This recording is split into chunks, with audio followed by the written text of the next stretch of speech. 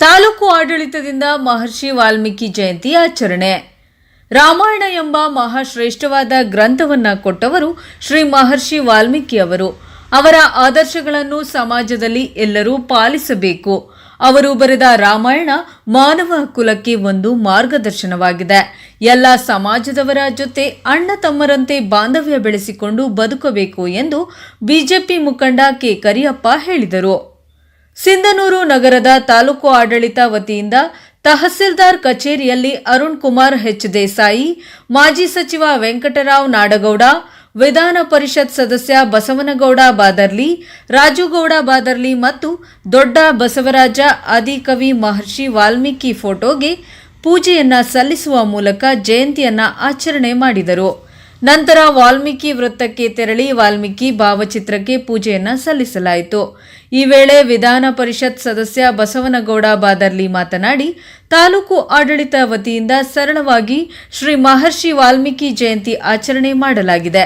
ಆದರೆ ಸಮಾಜದ ಯುವಜನರ ಆಸೆಯಂತೆ ಶ್ರೀ ಮಹರ್ಷಿ ವಾಲ್ಮೀಕಿ ವೃತ್ತದಲ್ಲಿ ವಾಲ್ಮೀಕಿ ಮೂರ್ತಿ ಪ್ರತಿಷ್ಠಾಪನೆ ಆಗಬೇಕಿದೆ.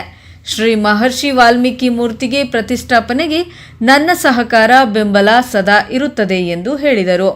ಇನ್ನು ಮಾಜಿ ಸಚಿವ ವೆಂಕಟರಾವ್ ನಾಡಗೌಡ ಮಾತನಾಡಿ, ಪವಿತ್ರ ರಾಮಾಯಣ ಗ್ರಂಥದ ಮಾನವೀಯತೆಯ ಮೌಲ್ಯಗಳನ್ನು ನಮ್ಮ ಸಮಾಜ ಅಳವಡಿಸಿಕೊಳ್ಳಬೇಕು.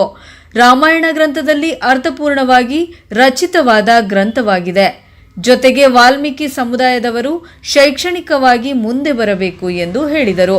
ಇನ್ನು ಈ ವೇಳೆ ಇಒ ಚಂದ್ರಶೇಖರ್, ಪೌರಾಯುಕ್ತ ಪಾಂಡುರಂಗ ಇಟಗಿ ಮತ್ತು ಸಮಾಜ ಕಲ್ಯಾಣ ಇಲಾಖೆ ಅಧಿಕಾರಿಗಳಾದ ಭೀಮಣ್ಣ, ವೆಂಕಟೇಶ ಮತ್ತು ತಾಲೂಕು ಆಡಳಿತ ಅಧಿಕಾರಿಗಳಾದ ಲಿಂಗಪ್ಪ, ಚಂದ್ರಶೇಖರ್ ಹಿರೇಮಠ, ತಾಲೂಕು ಅಧ್ಯಕ್ಷರಾದ ಆರ್ ತಿಮ್ಮಯ್ಯ ನಾಯಕ ಮತ್ತು ಓಬಳೇಶ್ ನಾಯಕ ಗೋರೆಬಾಳ ಮತ್ತು ವೆಂಕಟೇಶ ನಾಯಕ ಬೂತಲದಿನ್ನಿ ಮತ್ತು ತಿಮ್ಮಣ್ಣ ನಾಯಕ ಮಲ್ಲಾಪುರ, ವಿಶ್ವನಾಥ ನಾಯಕ, ವೆಂಕಟೇಶ ನಾಯಕ ರಾಗಲಪರ್ವಿ, ಕರೇಗೌಡ ಕುರುಕುಂದಿ ಮತ್ತು ಎಂಕೋಬ್ ನಾಯಕ ರಾಮತ್ನಾಳ್, ಮಲ್ಲಯ್ಯ ನಾಯಕ ಮತ್ತು ಫಕೀರಪ್ಪ ನಾಯಕ, ಗಂಗಯ್ಯ ಯದ್ದಲದೊಡ್ಡಿ ಮತ್ತು ಕುಪೇಂದ್ರ ನಾಯಕ ಮತ್ತು ನಾಗರಾಜ ನಾಯಕ ಗುಂಜಳ್ಳಿ ಸೇರಿದಂತೆ ಸಮಾಜದ ಅನೇಕ ಹಿರಿಯರು, ಯುವಕರು ಭಾಗವಹಿಸಿದ್ದರು.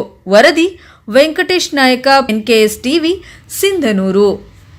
ಸಮಾಜದ ಅಧ್ಯಕ್ಷರು ಆದಂಥ ತಿಮ್ಮಯ್ಯ ನಾಯಕ ಅಣ್ಣವರೇ ಹಾಗೂ ವೆಂಕಟೇಶ್ ಅವರೇ ಮತ್ತು ನಮ್ಮ ಭಾರತೀಯ ಜನತಾ ಪಾರ್ಟಿಯ ಗ್ರಾಮೀಣ ಮಂಡಲ ಅಧ್ಯಕ್ಷರಾದಂಥ ವೆಂಕಟ ನಾಯಕ್ ಅವರೇ, ಸಾಕಷ್ಟು ಎಲ್ಲ ಪಕ್ಷದ ಮುಖಂಡರುಗಳೇ ಮತ್ತು ಅಧಿಕಾರಿಗಳು, ಈಗಾಗಲೇ ವಾಲ್ಮೀಕಿ ಜಯಂತಿನ ನಾವು ಯಾಕೆ ಮಾಡಬೇಕು ಎಂಬುದನ್ನು ಸತತವಾಗಿ ನಾವು ವಾಲ್ಮೀಕಿ ಜಯಂತಿಯನ್ನು ಆಚರಿಸ್ತಾ ಬಂದಿದ್ವಿ. ಜಯಂತಿ ಮಾಡುವುದರಿಂದ ನಮ್ಮ ಸಮಾಜ ಒಕ್ಕಟ್ಟಾಗಿ ಮತ್ತು ಸಮಾಜದಲ್ಲಿ ಹಿಂದುಳಿದವರನ್ನಂತ ಮೇಲೆತ್ತುವಂಥ ಕೆಲಸ ಮಾಡುವುದಕ್ಕಾಗಿ ವಾಲ್ಮೀಕಿ ಜಯಂತಿಯ ರಾಮಾಯಣವನ್ನು ಬರೆದು ನಾವು ವಾಲ್ಮೀಕಿರು ಅಂತ ಗುರುತಿಸುವಂಥ ಕೆಲಸ ಈ ಜಗತ್ತಿನಲ್ಲಿ ಯಾರಾದರೂ ಮಾಡಿದರೆ ಅದು ನಮ್ಮ ಮಹರ್ಷಿ ವಾಲ್ಮೀಕಿ ಅವರು. ಅವರ ಆದರ್ಶಗಳನ್ನು ಮತ್ತು ಅವರು ಬರೆದಂಥ ಕೃತಿಗಳನ್ನು ನಾವು ಅಳವಡಿಸಿಕೊಂಡು, ಯಾಕಂದರೆ ಈಗಾಗಲೇ ಬಾಬಾ ಸಾಹೇಬ್ ಅಂಬೇಡ್ಕರ್ ಇರ್ಬೋದು, ಕನಕದಾಸರು ಇರ್ಬೋದು, ಸಾಕಷ್ಟು ಜನ ಹಿಂದುಳಿದವರನ್ನು ಮೇಲೆತ್ತುವಂಥ ಕೆಲಸ ಆಗಿನ ಕಾಲದಿಂದಲೂ ಬಸವಣ್ಣನವರು ಕೂಡ ಮಾಡ್ತಾ ಬಂದಿದ್ದಾರೆ. ಆದರೆ ನಾವು ಎಲ್ಲಿದ್ದೀವಿ ಎಂಬುದನ್ನು ಅರ್ಥ ಮಾಡಿಕೊಂಡು ಜಯಂತಿಯ ಆಚರಣೆಯ ಅರ್ಥಗರ್ಭಿತವಾದ ಕಾರ್ಯಕ್ರಮಗಳನ್ನು ಮಾಡಿದರೆ ಒಳ್ಳೆಯದಂತ ನನ್ನ ಅನಿಸಿಕೆ. ನಾವೆಲ್ಲರೂ ಇವತ್ತಿನ ದಿವಸ ಹೆಚ್ಚಿನ ಸಂಖ್ಯೆಯಲ್ಲಿ ಭಾಗವಹಿಸಿ ಶ್ರೀ ಮಹರ್ಷಿ ವಾಲ್ಮೀಕಿ ಜಯಂತಿಗೆ ಭಾಗವಹಿಸಿದ್ದಕ್ಕೆ ನಾನು ಹೃತ್ಪೂರ್ವಕ ಅಭಿನಂದನೆಗಳನ್ನು ಸಲ್ಲಿಸಿ ಮತ್ತೊಮ್ಮೆ ಜಯಂತಿಯ ಶುಭಾಶಯಗಳನ್ನು ತಮಗೆಲ್ಲರಿಗೂ ತಿಳಿಸಿ ನಾನು ಒಂದೆರಡು ಮಾತುಗಳನ್ನು. ರಾಮಾಯಣವನ್ನು ರಾಮಜಪ ಮಾಡುವುದರ ಮೂಲಕ ರಾಮನನ್ನು ಇಡೀ ನಾಡಿಗೆ ಪರಿಚಯಿಸಿದವರು ವಾಲ್ಮೀಕಿ ಋಷಿಗಳು. ಇವತ್ತು ರಾಮ ಅವನ ಕೀರ್ತಿ ಈ ನಾಡಿನಲ್ಲಿ ಬೆಳಗಿದ್ರೆ ಇತಿಹಾಸ ನಮಗ್ಯಾರಿಗೂ ಗೊತ್ತಾಗ್ತಿತ್ತು. ವಾಲ್ಮೀಕಿಯವರು ರಾಮಾಯಣವನ್ನು ರಚನೆ ಮಾಡಿದ ಮೇಲೆ ರಾಮಾಯಣ ಏನು, ಅದರ ಸಂದೇಶ ಏನು, ರಾಮ ಬಂದ ಉದ್ದೇಶ ಏನು, ಇದೆಲ್ಲವನ್ನು ಕೂಡ ಮುಂದಿನ ಪೀಳಿಗೆ ನಮಗೆಲ್ಲ ಪರಿಚಯಿಸಿದವರು ವಾಲ್ಮೀಕಿ ಮಹರ್ಷಿಗಳು. ಅವರು ಆ ಗ್ರಂಥವನ್ನು ರಚನೆ ಮಾಡಿದ್ದೇ ಇದ್ದರೆ ಬಹುತೇಕ ರಾಮನ ವಿಚಾರಗಳು, ರಾಮನ ಆದರ್ಶಗಳು ನಮ್ಮ ಪೀಳಿಗೆಗೆ ಸಿಗ್ತಾ ಇರಲಿಲ್ಲ. ಅವರು ನಾವು ದೇಶದಲ್ಲಿ 2 ಗ್ರಂಥಗಳನ್ನು ಮಹಾನ್ ಅಂತ ಹೇಳ್ತೇವೆ. ಮಹಾಭಾರತ ಮತ್ತು ಭಾರತ ದೇಶದಲ್ಲಿ ನಡೆದ ಘಟನೆಗಳಲ್ಲಿ ರಾಮಾಯಣ ಮತ್ತು ಮಹಾಭಾರತ. ಈ ಗ್ರಂಥವನ್ನು ರಚನೆ ಮಾಡಿದ್ದರಿಂದಲೇ ಇವತ್ತು ರಾಮ ವಿಖ್ಯಾತಿಯನ್ನು ಪಡೆದ, ಗೊತ್ತಾಯಿತು, ಈಗಿನ ಪೀಳಿಗೆಗೂ ಕೂಡ ಗೊತ್ತಾಯಿತು ಅನ್ನೋದಕ್ಕೆ ಅವರು ಅಭೂತಪೂರ್ವವಾದ ಗ್ರಂಥವನ್ನು ರಚನೆ ಮಾಡಿದರು. ರಾಮಾಯಣವನ್ನು ರಾಮ ಜಪ ಮಾಡುವುದರ ಮೂಲಕ ಬರೆದಿದ್ದಾರೆ ಅನ್ನೋದು ಇತಿಹಾಸ ಪುಟಗಳಲ್ಲಿ ಸಿಗ್ತದೆ.